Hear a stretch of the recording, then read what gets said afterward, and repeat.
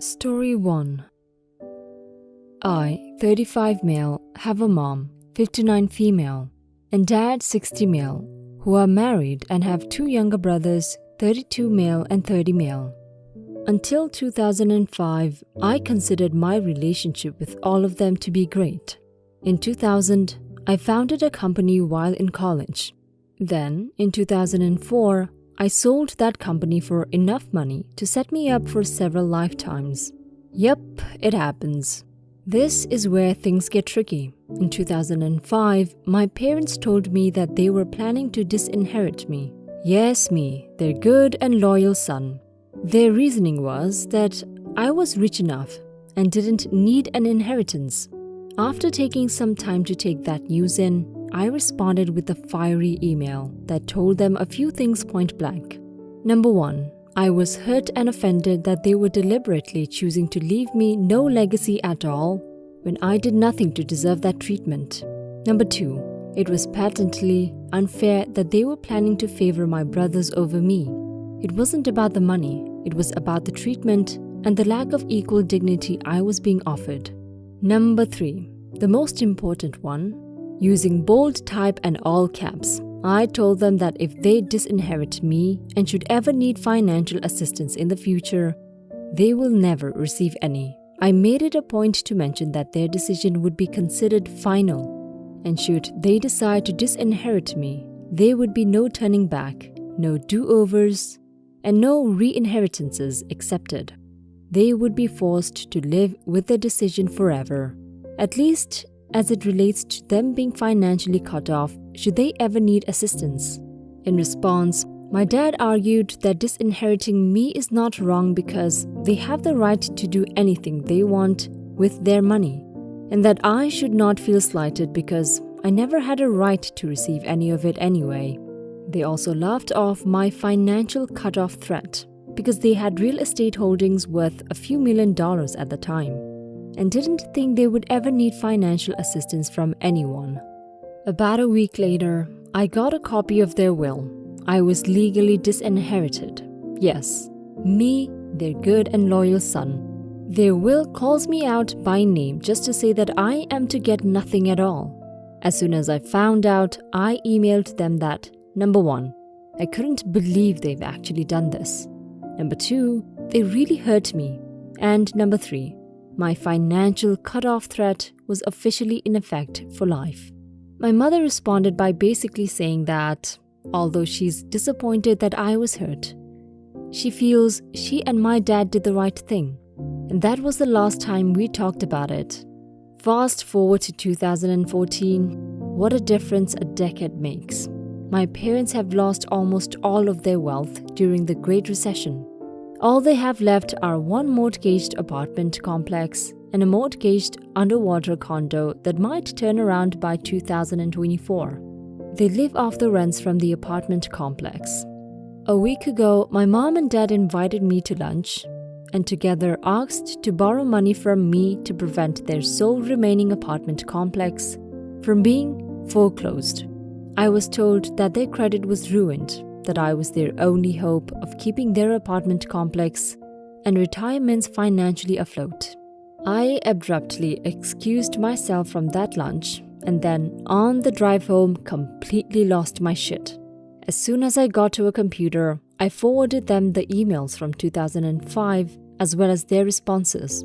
I told them, in no uncertain terms, that they would get not one penny from me, that they were clearly warned about what would happen if they disinherited me, that they disinherited me anyways, and that actions have consequences.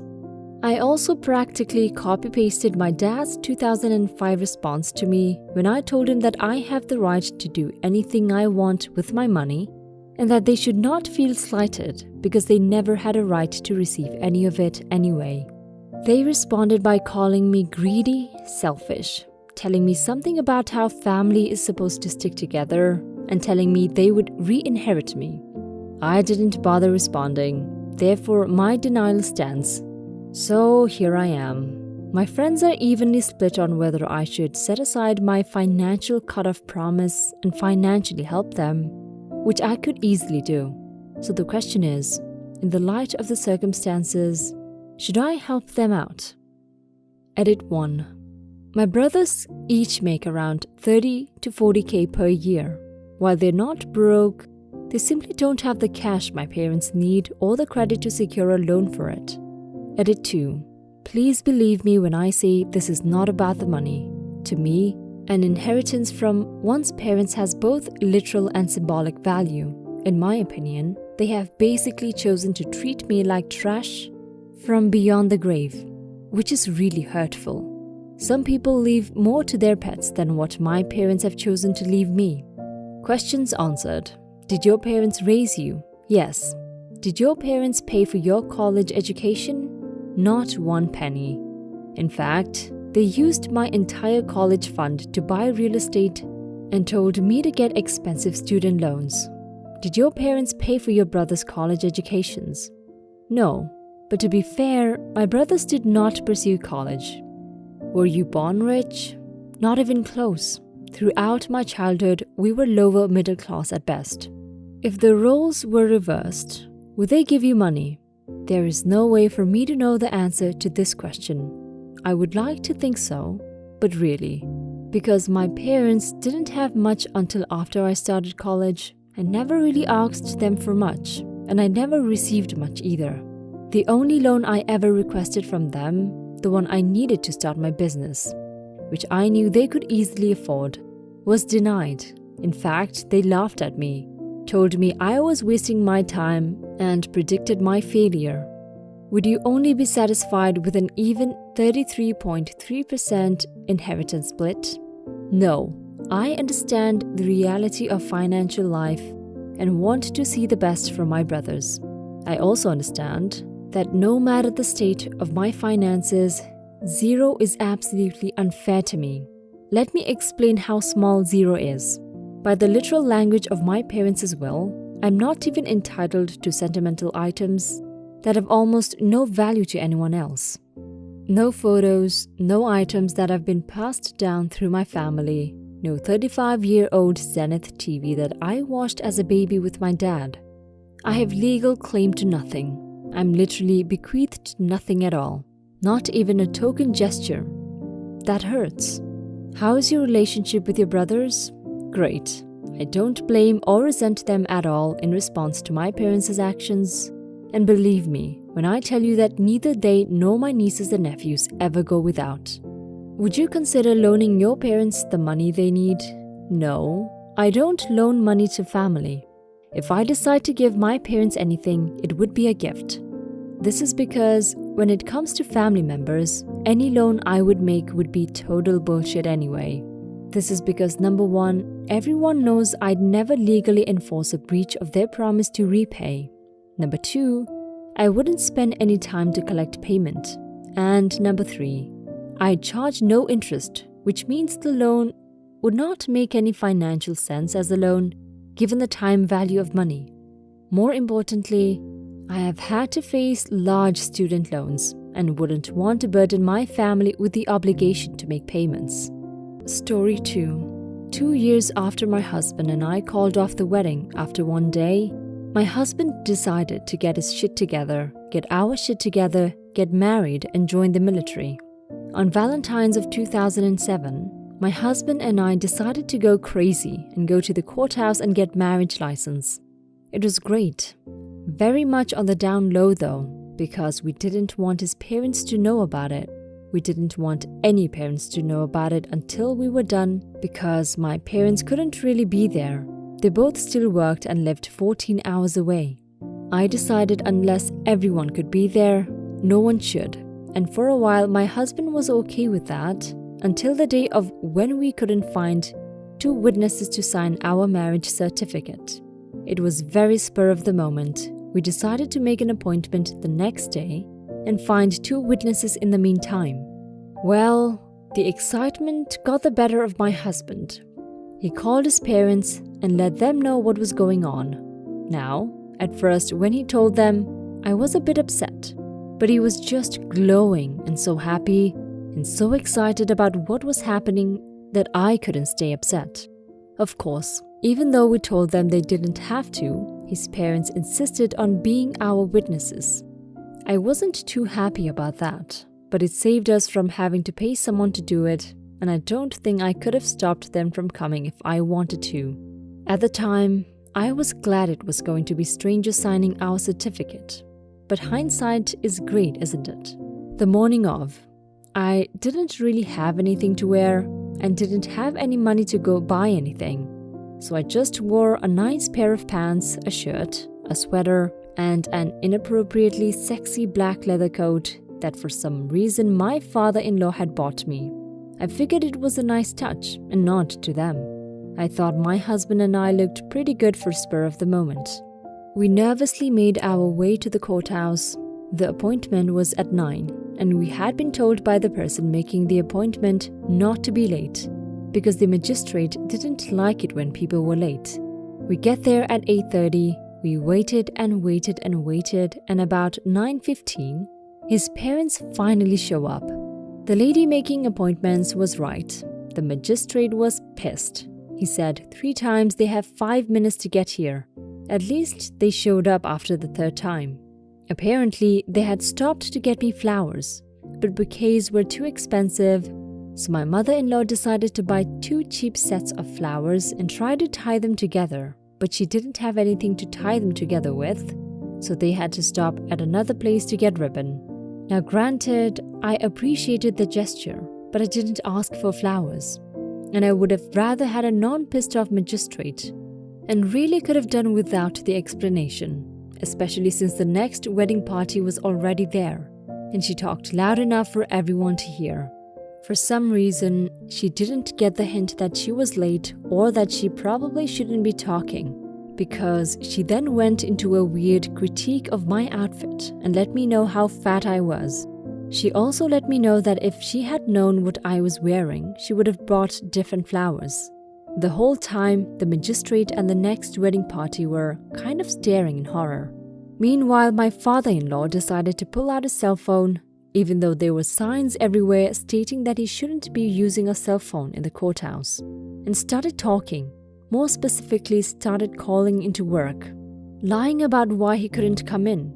The magistrate yelled at him and told him to put it away, but my father-in-law stated he was a doctor and he could use his cell phone anywhere. The magistrate just let him know, not so nicely, that if he didn't get off his freaking cell phone, he would have him forcibly removed from the court and charged with contempt. At this point, I think my father-in-law realized that he had pushed it a little too far, but still stayed on the phone for about 20 more seconds. The magistrate was really livid at this point and just wanted to get this whole thing done. He seriously asked me if I wanted to marry into this family, at which point my mother-in-law let the magistrate know that I was already part of their family. We had the same maiden names and were related. What she didn't let him know is that our maiden names are extremely popular last names, one of the top 20 in the US. I didn't even know what to say at this point. I told the magistrate that we came from different areas of the country and that maybe very distantly were related in some way, but only very distantly. At this point, the magistrate looked like he was going to blow a gasket, but instead of getting shitty, he just got a calm look on his face and asked my husband and I if we were brother and sister or first cousins. We both said no. We seriously were not related, that I had a last name as his mother's maiden name, which was a very popular last name. Think Smith or Jones.